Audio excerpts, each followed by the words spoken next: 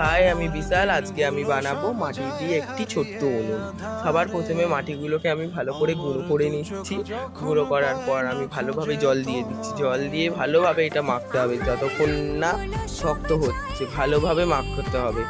ভালো করে মেখে আটার মতো পুরো একটা তালের মতো করতে হবে। করে একটা 5-6টা করে আকার করতে হবে লেচির মতো।